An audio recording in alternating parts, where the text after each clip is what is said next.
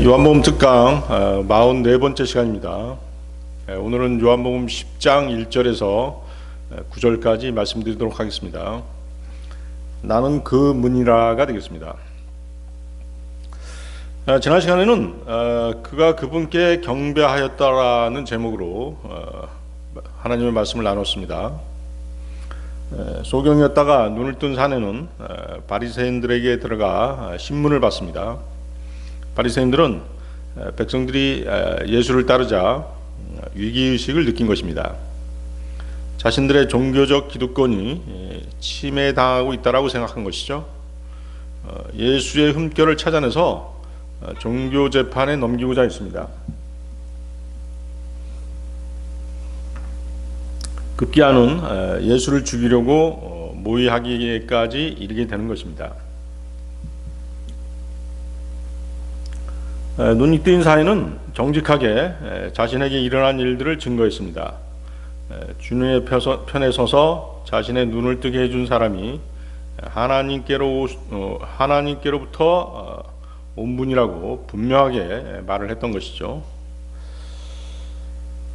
사내는 주님의 편에 서서 증거한 그 대가를 치러야 했습니다. 그는 바리새인들로부터 추례당하게 됩니다. 그러나 그를 찾아오신 주님은 그에게 묻습니다. 너는 하나님의 아들을 믿느냐? 사내는 망설임 없이 대답하죠. 주여, 그분이 누구시나이까? 제가 그분을 믿고자 하나이다. 내가 그를 보았으니 너와 대화하고 있는 이가 그니라. 사내는 지체 없이 주님의 발 아래 엎드려서 경배하면서 감사를 표합니다. 사내는 자신의 눈을 뜨게 해주신 예수님을 주님으로 경배하면서 그분을 믿고 섬기기로 그렇게 작정한 것입니다. 자, 요한복음 10장 1절 2절 보십시오.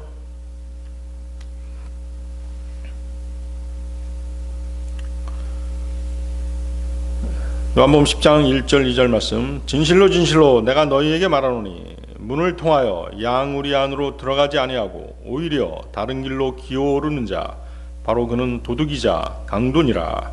그러나 문을 통하여 들어가는 자는 양들의 목자니라. 자, 여기서 그 너희는 누구죠? 너희는 바리새인들을 말하죠. 주님께서 이 말씀을 하신 것은 바리새인들이 소경이었던 사내를 공회에서 추출했기 때문입니다. 추례했기 때문이죠. 성경에서 그 양이나 양떼는 1차적으로는 이스라엘입니다.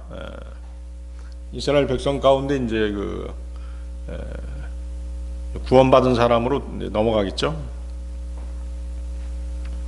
에스겔서 34장 11절 12절인데요. 이는 주 하나님이 이같이 말하기 때문이라. 보라, 나 바로 내가 나의 양들을 찾아다니기도 하고 그들을 찾아내기도 하겠노라. 마치 목자가 흩어진 자기 양들을 가운데 있는 날에, 마치 목자가 흩어진 자기 양들 가운데 있는 날에 그가 자기 양떼를 찾아낸 것 같이 이처럼 내가 나의 양들을 찾아내겠고 구름이 껴서 흐리고 어두운 날에 그들이 흩어져 있는 모든 장소들에서 그들을 구출하겠노라. 구약에서는 이방인들을 양이나 양떼라고 불린 적이 없습니다. 그러나 신약에서는 특히 갈보리 십자가 이후에는 양이나 양무리 또는 양떼가 영적으로 모든 구원받은 사람들이 되는 것입니다. 양들은 문을 통하여 양의 우리로 들어갑니다. 여기서 문은 그리스도시죠. 주님께서 스스로 그 문이 주 예수님 그분이라고 말씀하십니다. 요한복음 10장 9절입니다. 요한복음 10장 9절 보십시오.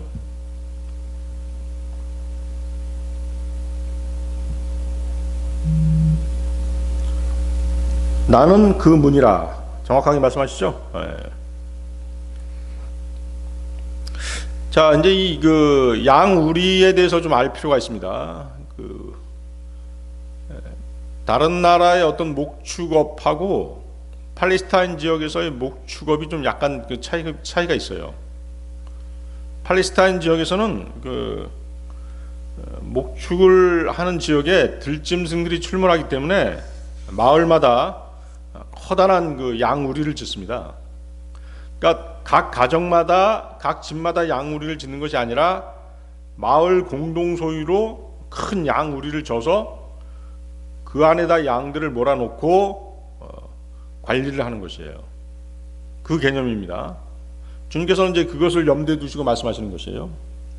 그래서 마을 공동 소유의 그 양우리는 그 담장 높이가 3m에서 3.5m로 상당히 높습니다. 그 밤이 되면 어때요? 밤이 되면 이제 목자들이 그들의 양떼를 이 우리의 문까지 끌고 와서 그 문을 통해서 양들을 우리로 들여보내는 것이에요. 그리고 목자들은 자기 소유의 양들을 문지기에게 맡겨놓고 각기 자신들의 처소로 돌아가는 것입니다. 그러면 이제 어때요? 문지기는 절도나 강도 또는 들짐승들이 담을 넘어와서 양을 가져가거나 또 해치지 못하도록 밤새도록 보초를 서는 개념인 것입니다. 이해하시겠죠? 그러면 이제 또 어때요? 아침이 되면 이제 다시 목자들이 와서 목자들이 오면 문지기는 이제 목자들로 하여금 한 사람씩 문을 통과해 들어가서 자기 양떼에 속한 양들의 이름을 부르게 하는 것입니다.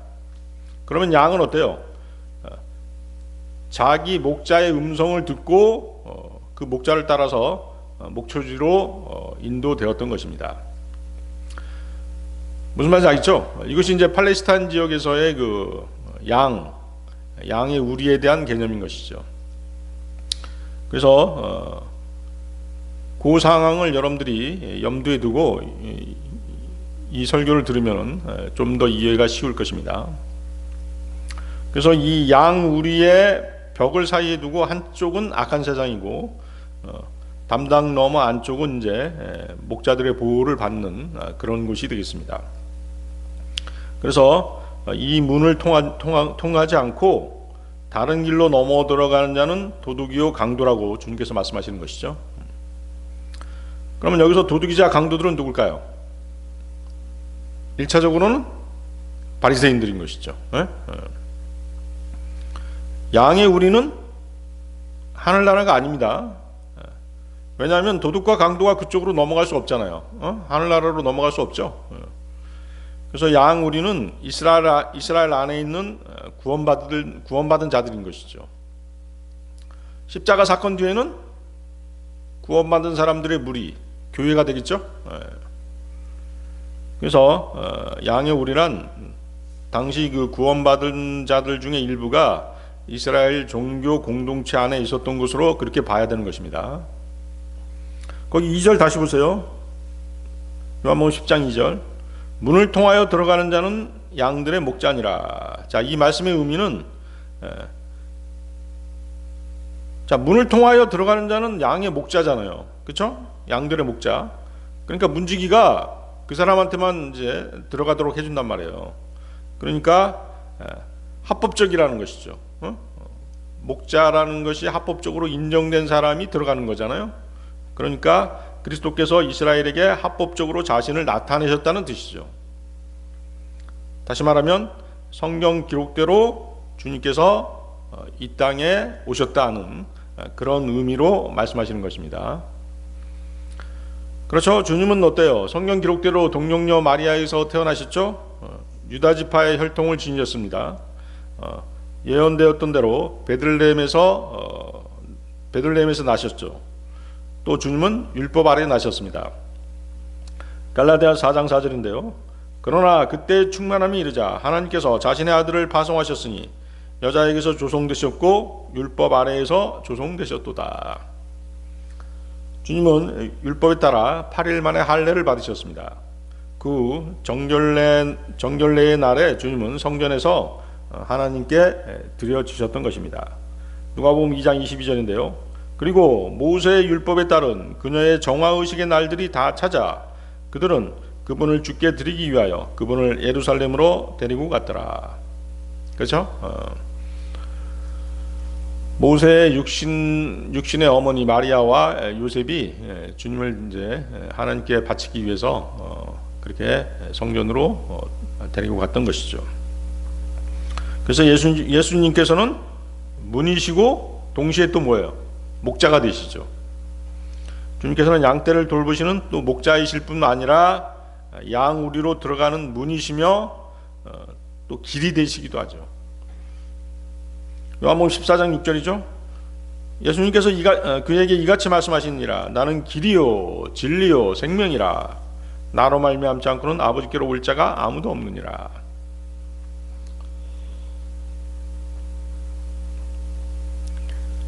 마귀는 주 예수 그리스도를 믿는 믿음으로 말미암아 하나님의 자비와 은혜로 구원받는 것이 아닌 다른 수단을 통해서 양우리로 들어가려고 그렇게 시도하는 그런 존재죠. 주 예수 그리스도께서 완성해 놓으신 그 길을 제외한 다른 모든 길들은 다른 길에 속하는 것이죠. 믿음이 아니라 자신의 행위로 들어가 보려고 시도한다든가 아니면 다른 우상이나 세상 학문, 철학 또는 다른 어떤 지적 능력으로 양우리에 들어가려고 시도하는 자들은 다 도둑이요 강도다라고 말씀하시는 것입니다. 자, 요한복음 10장 3, 4절로 가겠습니다. 요한복음 10장 3, 4절.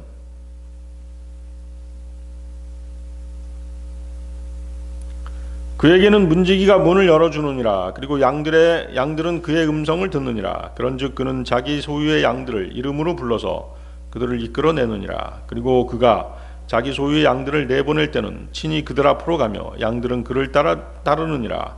이는 그들이 그의 음성을 알기 때문이라. 자, 그럼 여기서 문지기는 뭘까요?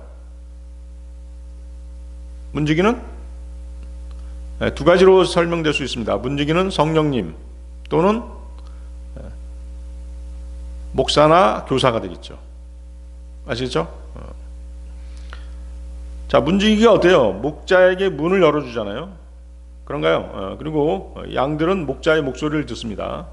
그리고 목자는 자기 양들의 이름을 불러서 그 양들을 인도해 내는 것입니다.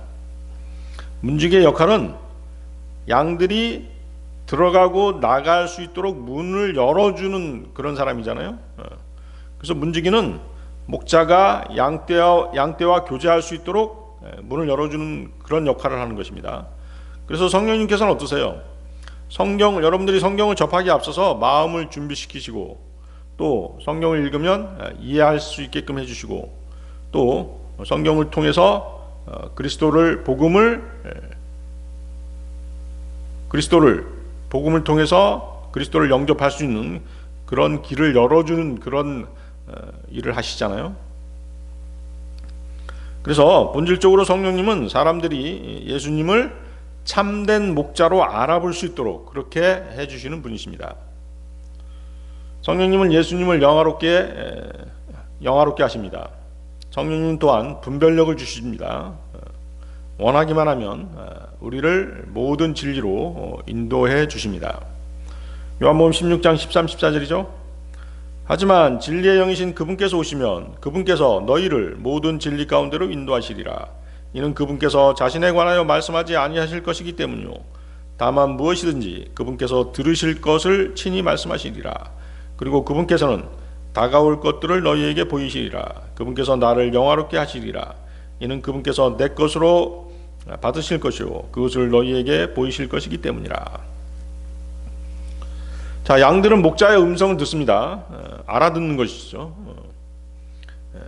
마치 성령님의 조명하심으로 성도들이 진리를 분별하는 것과 마찬가지죠. 성령님의 조명 사역이 없다면 사람들은 예수님의 말씀을 제대로 이해하지 못하거나 그분의 뜻을 알 수 없을 것입니다. 고린도전서 2장 12, 13절입니다. 이제 우리가 세상의 영을 받은 것이 아니라 오직 하나님께로부터 오는 영을 받았으니 우리로 하여금 하나님에 의하여 우리에게 값없이 주어진 것들을 알게 하려 하심이라. 또한 우리가 그것들을 말하되 사람의 지혜가 가르치는 말들로 하지 아니하고 오직 성령님께서 가르치시는 말들로 하나니 영적인 것들은 영적인 것들로 비교하느니라. 자, 그래서 문지기는 성령님도 될 수 있고, 또 두 번째 누가 될 수 있어요? 목사나 교사가 될 수 있어요.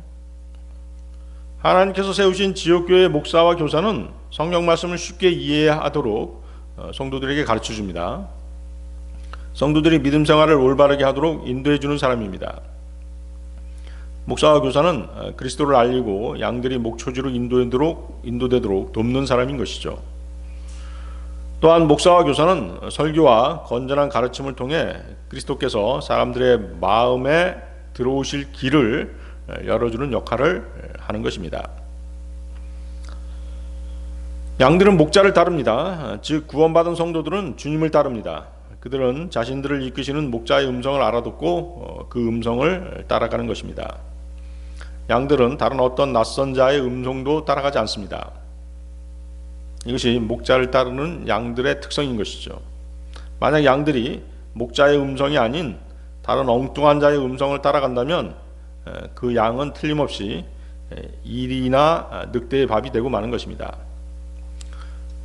성경에서 이리, 늑대, 거짓 교사를 가리키는 말이죠.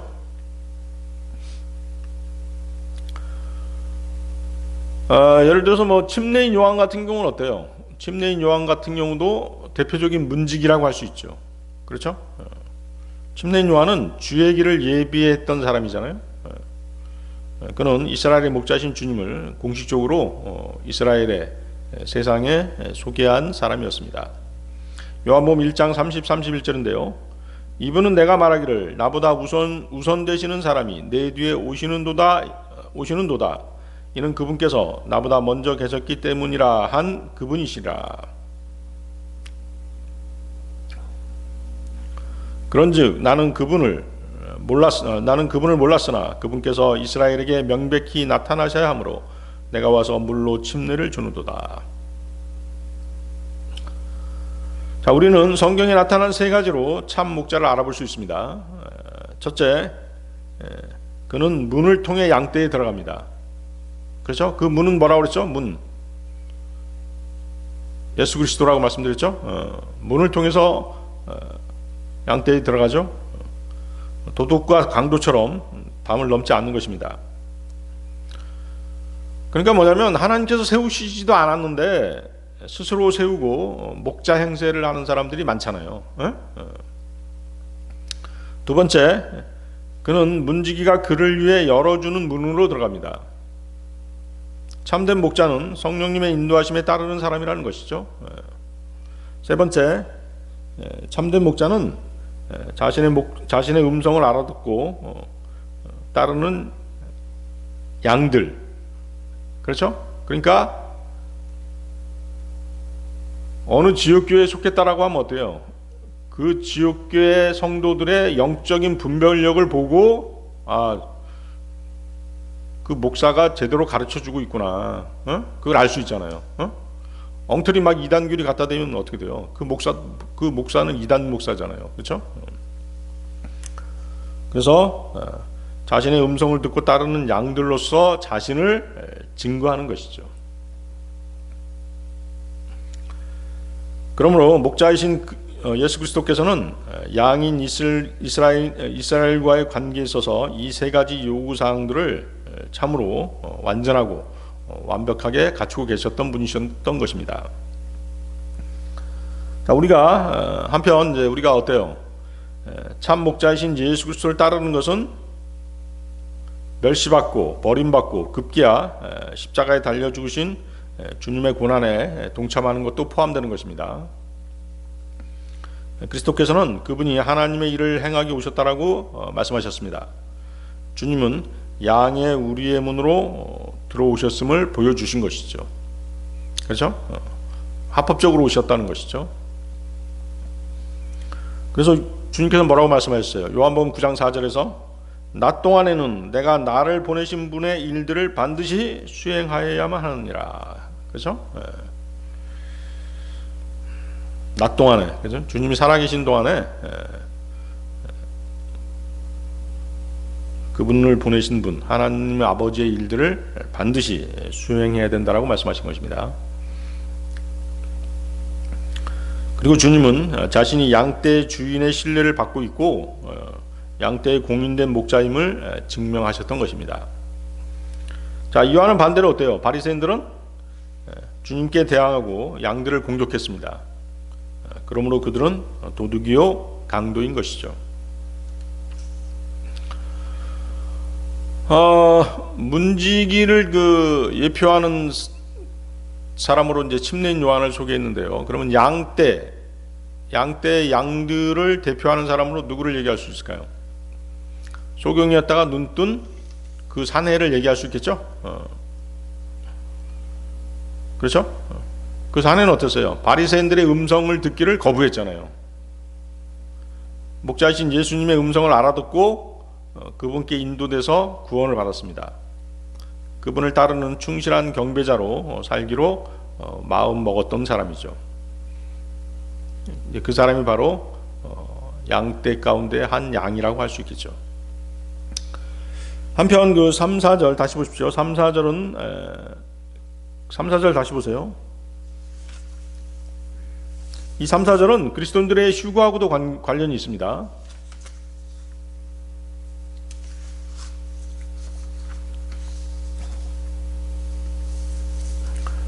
거기 3절 보십시오. 양들은 그의 음성을 듣느니라. 그런즉 그는 자기 소유의 양들을 이름으로 불러내 그들을 이끌어내느니라. 그렇죠? 주 예수 그리스도께서는 대환란 직전에 성도들을 불러내죠. 공중재림하신 주님께서는 성도들의 이름을 불러 이끌어 올리시는 것입니다. 예수 그리스도께서 대환란 직전에 성도들을 데리러 오실 때 성도들은 하늘 위에서 들려오는 주님의 음성을 듣게 될 것입니다. 자신의 이름을 부르시는 주님의 목소리를 듣게 되는 것이죠. 다른 사람 귀에는 안 들릴 것이에요. 다른 사람들 귀에는 천둥 소리라든가 다른 소리로 들릴 수 있겠죠. 나팔 소리처럼 들릴 수 있겠죠. 그렇지만 우리 귀에는 뭐예요? 또렷하게 들리는 것이에요. 자기의 이름을 부르는 주님의 음성을 듣는 것이죠. 그리고 이제 휴거가 되는 것입니다. 또 4절도 보세요. 그가 자기 소유의 양들을 내보낼 때는 친히 그들 앞으로 가며 양들은 그를 따르느니라. 이는 그들이 그의 음성을 알기 때문이라. 자, 이번엔 어때요? 양들을 내보낸다고 그랬죠? 내보낸다는 건 뭘 뜻하는 것이에요? 내보낸다. 3절은 불러서 이끌어내시는 것이고 그것은 휴거와 관계 있었고, 그 다음에 4절은 뭐예요? 양들을 내보낸다라고 하는 것은 뭐하고 관계 있는 것이에요? 재림이죠. 아시겠습니까? 그렇게 써놓으면 되겠어요. 3절은 휴거, 4절은 재림이죠. 그래서 예수 그리스도께서 성도들을 이끌고 다시 지상에 재림하시는 장면이 바로 4절입니다. 대환란이 끝날 무렵 주님께서는 그분의 왕국을 세우기 위해 지상에 재림하십니다. 이때 하늘에 휴거되어 올라갔던 모든 성도들이 주님을 따라 지상에 내려오게 되는 것입니다.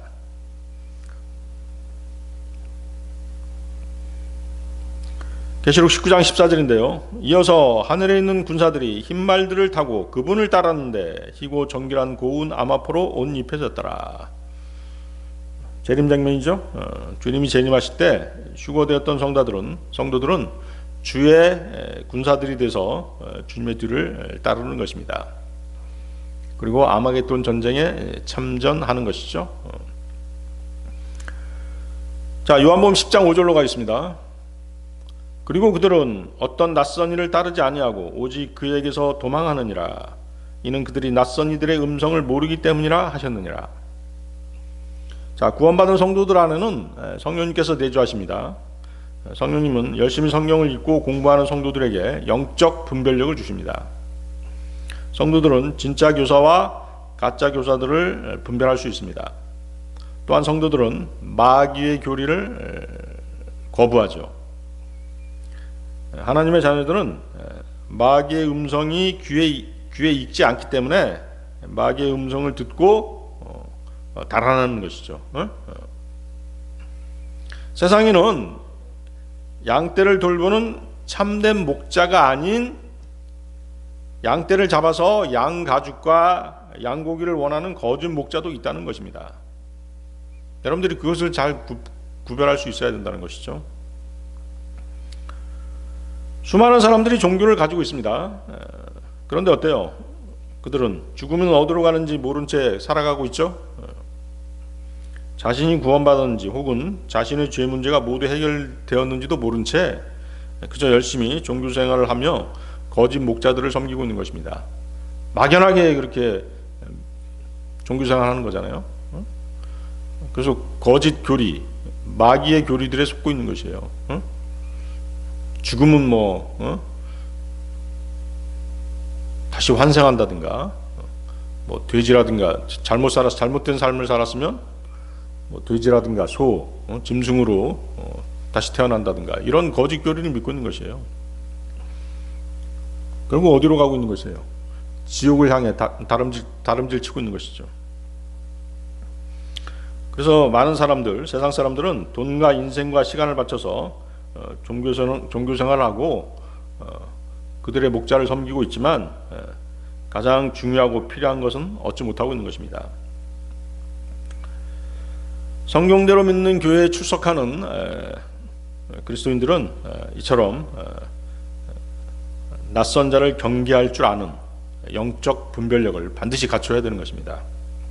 거짓 교리와 거짓 표적, 헛된 속임수, 성경에도 없는 교리, 세상 학문인 심리학, 철학, 과학 등을 이용하는 사탄의 하수인들에게 절대 현혹되지 말아야 되는 것입니다. 영적 분별력은 하나님의 말씀을 바른 성경을 가지고 바른 마음으로 바른 목적을 가지고 공부했을 때 생기는 것입니다. 자, 요한복음 10장 6절 7절로 가겠습니다. 요한복음 10장 6절 7절. 자, 이제 오늘 배우는 그 요한복음 10장에 여러 가지 비유들이 많이 나오죠. 그런 것들을 하나씩 여러분들이 체크를 해 놓으시면 되겠습니다. 자, 요한복음 10장 6절 7절. 예수님께서 이 비유를 그들에게 말씀하셨으나 그들은 그분께서 자신들에게 말씀하신 것들이 어떤 것들인지 이해하지 못하였더라. 그렇죠? 바리새인들은 이해를 못하는 것이에요. 영적 소경들이기 때문에. 그때 예수님께서 그들에게 다시금 이같이 말씀하셨느니라. 진실로 진실로 내가 너희에게 말하노니 나는 양들의 문이라. 바리새인들은 영적 소경들이었기 때문에 주님께서 하신 말씀의 의미를 전혀 깨달을 수 없었던 것입니다. 이렇듯 구원받지 못한 사람들은 완전히 눈이 멀어 있는 것이죠. 좋은 교육을 받고 명문 학교를 나오고 좋은 신학교를 졸업했을지라도 거듭나지 않은 사람들은 영적 분별력도 없을 뿐만 아니라 성경 구절을 눈앞에 갖다 줘도 깨닫지 못하는 것입니다. 그저 성경이 뭐예요? 여러 종교 경전 중에 하나일 뿐인 것이죠. 자, 다시 보십시오. 진실로 진실로 내가 너희에게 말하노니 나는 양들의 문이라. 자, 양들의 문은 예수 그리스도 주님을 가리킨다라고 말씀드렸습니다. 또한 주님은 양들의 목자가 되십니다. 주님은 자신의 양들을 이끌어내기 위해 이 땅에 오신 것입니다. 이 시대에 구원받은 그리스도인이라면 주님께서 다시 오시기를 항상 고대하고 있는 사람들인 것이죠. 데살로니가전서 4장 16, 17절인데요. 이는 주께서 환호와 천사장의 음성과 하나님의 나팔 소리와 함께 하늘로부터 친히 내려오실 것이기 때문이라. 그리하면 그리스도 안에서 죽은 자들이 먼저 살아나리라. 그 다음에 살아서 남아있는 우리도 구름들 속으로 그들과 함께 붙들려 올라가 공중에서 주를 만나리라. 그래야 우리가 언제나 주와 함께 있으리라. 그렇죠? 양들은 참된 목자이신 주님을 항상 고대하고 있는 사람들인 것입니다. 자, 셋째 하늘, 주님이 계신 셋째 하늘에는 실제적인 문이 있다라고 성경은 말씀하세요. 주 예수 그리스도께서는 그 문을 통해서 기품, 즉 둘째 하늘과 셋째 하늘을 가로막고 있는 거대한 물층 아래로 내려오셔서 성도들 한 사람 한 사람의 이름을 불러서 이끌어내시는 것입니다. 그것이 이제 환난 전 휴거인 것이죠. 환난 후 휴거도 마찬가지입니다. 자, 이사야서 63장 11, 14절인데요. 거기에 이제 그 휴거에 관계된 구절이 나와 있죠. 이사야서 63장 11, 14절. 그때 그분께서 옛날들과 모세와 그의 백성을 기억하시며 이같이 말씀하셨나이다. 그의 양떼의 목자와 함께 바다에서 그들을 데리고 올라온 이가 어디에 있느냐? 그의 거룩한 영을 그의 안에 둔 이가 어디에 있느냐? 그의 영광스러운 팔로 모세의 오른손을 통하여 그들을 이끈 이요 그들 앞에서 물을 나누어 자신을 영원한 이름으로 삼고자 한 이가 어디에 있느냐? 기품을 통하여 그들을 이끌어 그들로 하여금 광야에 있는 말처럼 걸려 넘어지지 않게 한 이가 어디에 있느냐? 마치 짐승이 골짜기 안으로 내려가는 것 같이 주의 영께서 그를 안식하게 하셨나이다. 그렇게 하여 당신께서는 자신을 영광스러운 이름으로 삼으시려고 당신의 백성을 이끄셨나이다. 자, 주님께서 우리의 이름을 불러서 이끌어내실 때 우리는 그분의 음성을 듣고 공중으로 눈 깜짝할 사이에 올라가게 될 것입니다. 주님께서 기품의 물을 나누시고 문을 여십니다. 우리는 마치 말처럼 달려서 기품을 통해서 셋째 하늘로 들어가는 것입니다. 그리고 대환란의 끝무렵에 우리는 흰 말을 타신 주님을 따라 다시 이 땅으로 내려오게 될 것입니다. 그때도 역시 기품의 물이 나뉘면서 그 생겨난 문을 통해 셋째 하늘에서 나와서 말처럼 달려 나오게 될 것입니다. 이사야서 63장 11, 14절 내용을 바탕으로 그렇게 해석할 수 있는 것이죠. 그래서 둘째 하늘과 셋째 하늘의 경계를 이루는 유리바다, 그렇죠? 그 유리바다의 표면이 어떻게 그 기품의 표면이 어떻게 있다고 그랬어요? 절대 영도로 얼어 있다고 그랬잖아요. 그래서 유리처럼 보인다고 말씀드렸죠. 계시록에 그 내용이 나와 있습니다. 그래서 기품의 표면 유리바다는 성도들이 휴거될 때 한번 열리고 다시 재림 때 그리스도와 함께 지상에 내려올 때 다시 한번 열리게 될 것입니다. 자, 이것의 예표가 이제 뭐예요? 모세가 이스라엘 백성들을 이끌고 출애굽할 때 홍해가 어때요? 홍해가 갈라졌죠? 그거죠. 그것이 바로 이제 하나의 예표가 될 수 있죠. 또 그 뒤에는 또 어떤 일이 있었어요? 여호수아가 이스라엘 백성들을 이끌고 가나안 땅으로 들어갈 때 요단강이 갈라졌죠. 요단강을 건넜던 것이 또 다른 예표로 주어지는 것이에요. 그러면 모세의 출애굽 때 홍해가 갈라진 것은 뭘 예표하는 것이에요? 휴거를 예표하는 것이죠. 정확하게 말씀드려서는 환란 후 휴거입니다. 사실은. 왜? 모세가 이스라엘 사람이고 율법을 대표하기 때문에. 그리고 여호수아가 요단강을 건넜던 것은 뭘 예표하는 것이에요? 바로 재림을 예표하는 것이죠. 이해하시겠죠? 자, 셋째 하늘로 들어가는 이 문은 예언자 엘리야가 하늘로 들어 올려질 때도 열렸었습니다. 엘리야가 엘리사와 함께 길갈에서 요단으로 건너갈 때 자기 외투를 벗어서 그것을 둘둘 말아서 물들을 쳤습니다. 그러자 물들이 이리저리로 갈라져 두 사람이 마른 땅으로 강을 건넜다라고 그렇게 기록하고 있습니다. 이 장면이 바로 뭐예요? 셋째 하늘로 들어가는 문이 열리는 모습을 모형으로 보여주고 있는 것입니다. 그리고 엘리야가 엘리사와 함께 있을 때 불병과 한 대와 불말들이 나타나서 두 사람을 갈라놓고 엘리야가 회오리 바람을 타고 하늘로 올라갔던 것입니다. 열왕기하 2장 11절이 바로 그 내용이죠. 열왕기하 2장 11절. 이윽고 그들이 계속 나아가 대화하고 있는 동안 이러한 일이 있었으니 보라, 불병과 한 대와 불말들이 나타나 그들 둘을 갈라놓았더라. 그리고 엘리야는 회오리 바람에 의하여 하늘로 올라갔더라. 자, 그래서 이상을 정리해 보면 문은 예수 그리스도 주님을 언급할 뿐만 아니라 셋째 하늘에 있는 실제적인 문을 말씀하시는 것이다라고 정리를 할 수 있겠습니다. 계시록 4장 1절인데요. 계시록 4장 1절. 이런 일 뒤에 내가 보았는데 보라, 하늘에 한 문이 열렸더라. 그리고 내가 들은 첫 번째 음성이 하나의 나팔에서 나온 것 같이 나와 함께 대화하였더라. 그 음성이 말하기를 이리 올라오라. 그리하면 이후에 반드시 있을 일들을 내가 너에게 보여주겠노라 하였더라.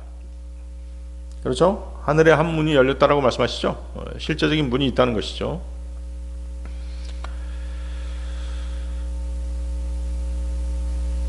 자, 사탄은 도둑이며 강도입니다. 거짓 교사와 거짓 목자 또한 도둑이며 강도인 것입니다. 그들은 정상적인 출입문을 통해 들어오지 않고 다른 길로 넘어 들어오려고 하죠. 양들은 뭐예요? 양들은 구원받은 유대인들입니다.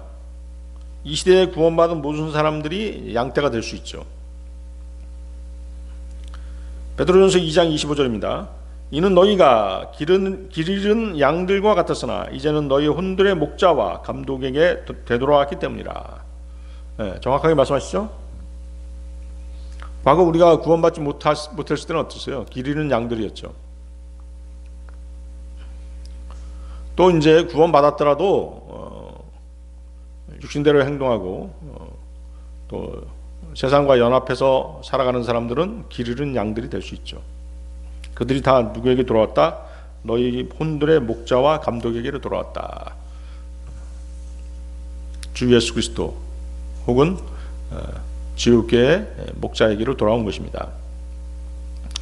여기서 이제 그 목자의 부르심을 받은 양떼는 영적으로 뭐예요? 교회에 해당되죠? 교회에 해당됩니다. 교회를 뜻하는 헬라어가 뭐죠? 에클레시아. 에클레시아라고 하는 뜻이 불러냄을 받은 모임이잖아요.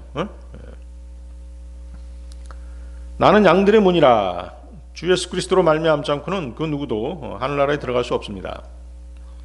예수 그리스도께서는 생명의 빵이 되시고 영원한 생명으로 솟아오르는 샘물이 되시며 길이요 진리요 생명이십니다. 그리고 양들의 문이 되십니다. 자, 요한복음 10장 8절로 가겠습니다. 요한복음 10장 8절. 이제껏 내 앞에 왔던 모두는 도둑들이자 강도들이라. 그러나 양들은 그들의 말을 듣지 아니하였느니라. 자, 도둑과 강도의 차이점이 뭘까요? 도둑과 강도의 차이점. 도둑은 속임수를 사용하거나 은밀하게 물건을 훔치는 사람이죠. 강도는 힘이라든가 폭력을 사용해서 물건을 훔치는 사람입니다. 그런 차이점이 있죠. 그래서 이 본절에서 예수님은 참된 목자인 자신을 부패한 종교 지도자들과 비교해서 말씀하시는 것이에요. 내 앞에 왔던 모두는 도둑들이자 강도들이다, 이렇게 말씀하시죠. 1차적으로는 주님의 말씀을 듣고 있었던 서기관들과 바리새인들입니다. 마태복음 23장 13절인데요. 그러나 유선자들인 서기관들과 바리새파 사람들아, 너희에게 화가 있기를 바라노라. 이는 사람들을 거슬러 하늘의 왕국을 너희가 닫아버렸으므로 너희가 스스로 들어가지도 않고 들어가려고 진입하는 자들도 너희가 용납하지 않기 때문이라. 자, 도둑들이자 강도들, 서기관들과 바리새파 사람들이고, 두 번째는 또 누굴까요? 헬라 철학자들이 있죠. 예수 그리스도께서 초림하시기 전에 이 지구상에는 누가 있었어요? 헬라 철학자들이 있었죠. 지금도 많은 영향을 미치고 있잖아요.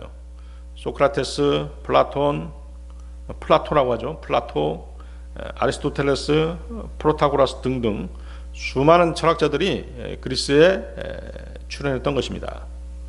이들은 모두 마귀를 따르는 도둑들이요 강도들인 것입니다. 이들의 철학과 사상은 사람들을 지옥으로 인도하는 것들입니다. 골로새서 2장 8절인데요. 어떤 사람도 철학과 헛된 속임수로 너희를 약탈하지 못하도록 경계하라. 그것들은 사람들의 전통을 따르는 것이요 세상의 초보 원리들을 따르는 것이지 그리스도를 따르는 것이 아니니라. 또 누가 있을까요? 도둑이며 강도. 작금에는 뭐예요? 거짓 교사라든가 거짓 예언자, 거짓 목자들이 도둑이요 강도들인 것이죠. 고린도후서 11장 13절입니다. 이는 그러한 자들은 거짓 사도들이요 속임수로 가득한 일꾼들이며 그리스도의 사도들로 스스로를 가장하고 있기 때문이라. 그렇죠? 스스로를 가장하는 것이죠. 스스로 내가 목사야, 교주야 그러면서 스스로를 가장하는 자들입니다. 여러분들 그 불교가 내세우는 것 중에 하나가 뭔지 아세요? 불교가 기독교보다 우수하다 그렇게 내세우는 것 중에 하나가 뭔지 아세요? 부처가 예수보다 이 땅에 먼저 왔다라고 주장하는 것이죠. 부처가 예수 형님이야 이렇게 얘기하는 것이에요. 속된 말로 얘기하면. 불교는 어때요? 대표적인 행위 종교죠. 그들은 자신들의 행위로 덕을 쌓아서 하늘에 오르려고 하는 자들입니다. 미안한 얘기지만 부처는 예수 그리스도 앞에 왔던 대표적인 도둑이요 강도인 자입니다. 부처를 통해 구원을 받는 것이 아니라 영원한 멸망의 구렁텅이로 떨어지는 것이죠. 요한복음 10장 9절입니다. 요한복음 10장 9절. 나는 그 문이라 누구든 나를 통하여 들어간다면 그는 구원을 받을 것이요 들어가고 나오며 초원을 발견하리라. 자, 여기서 보세요. 약간 용어의 차이점이 있습니다. 아까 그 7절에서는 주님께서 뭐라고 말씀하셨어요? 나는 양의 문이라 이렇게 말씀하시죠? 그래서 양들은 1차적으로 구원받은 유대인이라고 말씀드렸잖아요. 자, 그런데 여기서는 뭐예요? 나는 양의 문이라 하지 않으시고 또 뭐라고 말씀하세요? 나는 그 문이라 이렇게 말씀하시죠. 자, 이렇게 용어의 변화가 생긴 이유가 뭘까요? 지금까지는 주님께서 유대인들 중 구원받은 자만을 언급하셨죠. 그래서 나는 양들의 문이라 이렇게 말씀하신 것이었어요. 그런데 이제 어때요? 주님의 시선이 누구에게로? 이방인들에게 옮겨지는 것이죠. 이방인들 중에서 구원받을 자들로 주님의 시선이 옮겨지시는 것이에요. 그래서 나는 그 문이라 이렇게 말씀을 바꾸시는 것이죠. 그렇죠? 자, 여러분들 그 노아의 방주 한번 생각해 보세요. 노아의 방주 문이 하나 있었죠? 그 문을 통해서 수많은 종류의 짐승들이 들어가잖아요. 양만 들어가는 게 아니잖아요. 그래서 나는 양의 문이라 그랬을 때는 유대인들만을 말씀하신 것이고, 나는 그 문이라 했을 때는 뭐예요? 이방인들, 구원받은 이방인들을 얘기하시는 것이에요. 아시겠죠? 노아의 방주에 그 수많은 종류의 짐승들이 다 뭐예요? 이방인들을 상징하는 것이잖아요. 구원받은 이방인들을. 이해하시겠죠? 그래서 용어가 바뀐 것이에요. 양의 문이라 그것이 뭘로 바꾼 것이에요? 나는 그 문이라 이렇게 바뀐 것이죠. 그래서 주님은 이어서 뭐라고 말씀하세요? 누구든 이렇게 말씀해요. 누구든 나를 통하여 들어간다면 그는 구원을 받을 것이요. 유대인뿐만 아니라 누구든 나를 통하여, 주님을 통해서 구원받을 수 있다. 그렇죠? 우리 이방인들, 유대인들이 아닌 우리들은 어땠어요? 하나님으로부터 분리돼서 멀리 떨어져 있었죠? 유대인들은 그래도 하나님하고 계속 관계를 갖고 있었잖아요. 율법을 통해서. 그렇지만 우리는 하나님이 계신지 안 계신지도 몰랐고 하나님으로부터 멀리 떨어져 있었죠. 멀리 떨어지게 된 그 이유가 뭐예요? 하나님과 멀리 떨어져 있게 된 그 이유가 뭐죠? 죄 때문이었죠. 죄 때문이었습니다. 이것이 그 대전제인 것이에요. 하나님과 인간과의 관계가 멀어진 이유가 바로 뭐다? 죄 때문이다. 우리가 복음을 전할 때 항상 이 전제를 가지고 얘기를 해줘야 돼요. 우리가 다시 하나님께로 가기 위해서는 무슨 문제를 해결해야 된다? 죄 문제를 해결해야 된다. 그렇죠? 이사야서 59장 2절입니다. 이사야서 59장 2절. 오직 너희의 죄악들이 너희와 너희 하나님 사이를 분리하였고 너희 죄들이 그의 얼굴을 너희에게서 숨겼으니 그가 듣지 아니하시리라. 그래서 단절된 하나님과 우리 사이에 다리를 놓으신 분이 누구세요? 바로 예수 그리스도, 우리 주님이시죠. 주님은 우리 죄인들의 자리를 취하시고 우리를 대신해서 저주가 되셨습니다. 십자가에 달리시고 그 흘리신 보혈로 우리의 죄값을 대신 치르신 것이죠. 그리고 하나님과의 관계를 회복시켜 주신 것입니다. 그래서 에베소서 2장 13절은 뭐라고 말씀하세요? 그러나 예전에 멀리 떨어져 있던 너희가 이제 그리스도 예수 안에서 그리스도의 피로 가깝게 되었느니라. 하나님과의 관계가 회복된 것이죠. 그래서 주 예수님은 하나님께로 갈 수 있는 유일한 문이 되시는 것이에요.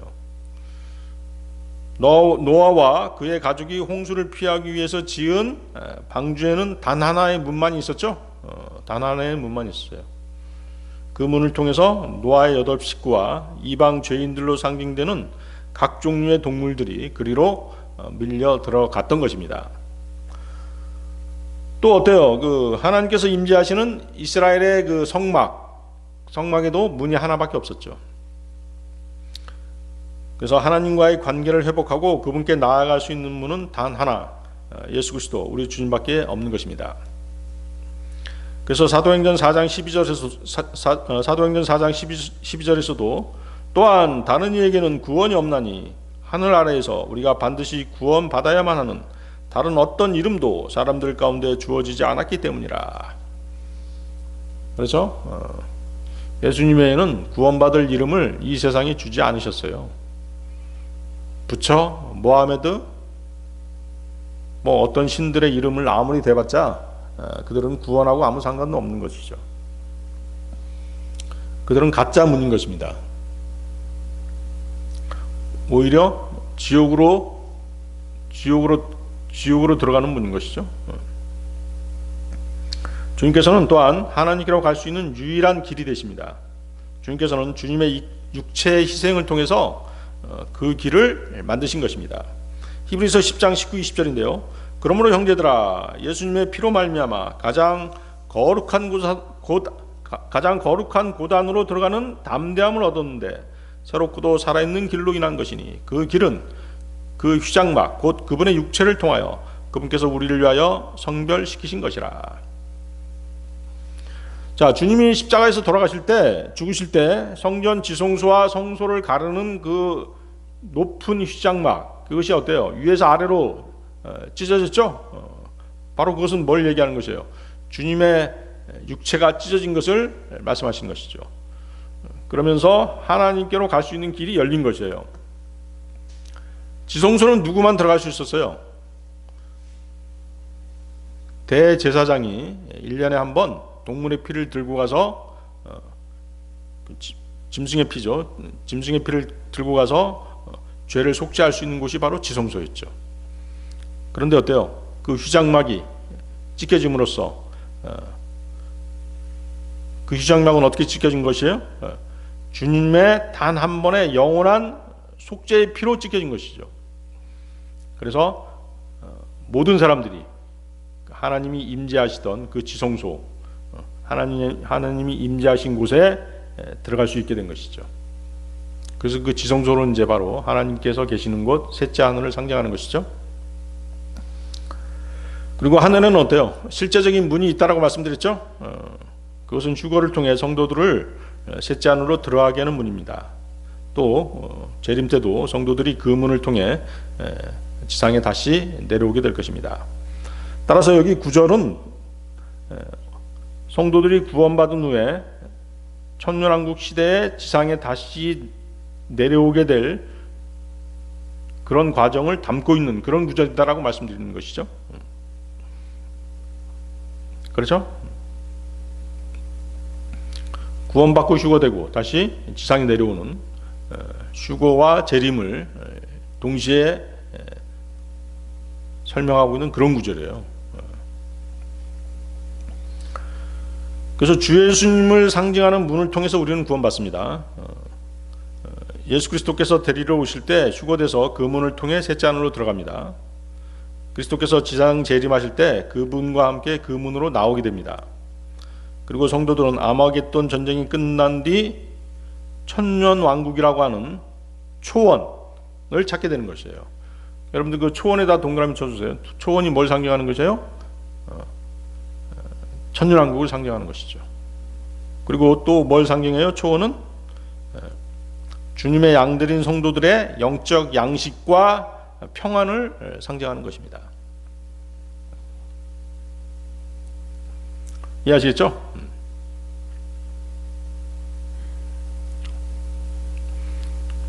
그러니까 요한복음 10장 9절이 어때요? 대단히 중요한 의미를 지니고 있는 그런 구절이라고 볼 수 있죠. 누구든지 예수 그리스도 통해서 들어가면, 예수 그리스도라고 하는 문을 통해서 들어가면 구원받고 휴거되고 지상재림에서 그리스도와 함께 지상에서 왕국을 통치하게 되는 전 과정을 요한복음 10장 한 구절에 다 담고 있는 것이에요. 자, 초원은 천년왕국을 상징하기도 하지만 또 뭘 상징한다? 성도들의 영적 양식과 평안을 상징합니다. 시편 23편 1절 2절이죠. 주께서는 나의 목자시니 내게 부족함이 없으리로다. 그분께서 나를 푸른 초원들에 눕게 하시며 친히 잔잔한 물들 곁으로 나를 이끄시는도다. 자, 또 그 요한복음 10장 9절은 모세의 예언의 성취이기도 합니다. 모세는 자기와 같은 예언자가 이스라엘에 오실 것이라고 예언했죠. 신명기 18장 15절입니다. 주 너의 하나님께서는 너의 한가운데서와 너의 형제들 한가운데서 나와 같은 한 예언자를 너에게 일으켜 세우실 것이라. 너희는 그에게 경청할지니라. 자, 모세는 자기와 같은 예언자가 이스라엘을 잘 이끌어서 그들이 목자 없는 양떼가 되지 않도록 하나님께 간구했습니다. 그래서 거기 그 신명기 18장 15절에서의 나와 같은 한 예언자, 그는 누구예요? 예수님이죠. 그때 당시에는 누굴까요? 그러면 그때 당시에서는 여호수아가 되겠죠. 여호수아예요. 여호수아의 헬라어 이름이 뭐예요? 예수거든요. 그렇죠? 민수기 27장 16, 17절입니다. 민수기 27장 16, 17절. 모든 육체의 영들의 하나님이신 주께서 한 사람을 이 회중위에 세우시어 그로 하여금 그들 앞에 나가게 하시고 그들 앞에서 들어오게 하시며 그들을 밖으로 이끌고 그들을 안으로 데려오게 하옵소서. 그리하시어 주의 회중이 목자 없는 양같이 되지 않게 하여 주옵소서. 그렇죠? 모세가 이제 죽기 전에 이스라엘 백성들을 지금 주님께 부탁드리는 것이죠. 그래서 이 모세의 이 간구는 그가 죽은 후에 이스라엘을 이끌 후계자, 즉 누구를 1차적으로 누구를 지칭하는 것이에요? 여호수아를 지칭하는 것입니다. 그런데 여호수아의 헬라어 이름이 누구다? 예수죠. 그렇죠? 그래서 모세의 간구는, 모세의 기도는 먼 훗날 유대 땅에 오실 예수 그리스도를 가리키고 있는 것입니다. 여호수아의 원래 이름이 뭐였는지 아세요? 호세아였죠. 호세아. 그래서 그 여호수아, 호세아, 예수 같은 이름인 것이에요. 그래서 그 라틴어 사용하는 국가에 가면 스페인이라든가 이런 그 멕시코, 이런 남미 이런 나라들 가면 뭐예요? 호세라는 이름이 많잖아요. 그것이 바로 여호수아, 호세, 예수 같은 이름인 것이죠. 그 이름 뜻은 뭐죠? 구원자 혹은 그가 구원하리라 이런 뜻이잖아요. 예수라는 이름 뜻하고 같죠? 마태복음 1장 21절인데요. 그런즉 그녀가 한 아들을 낳으리니 너는 그분의 이름을 예수라 부를지니라.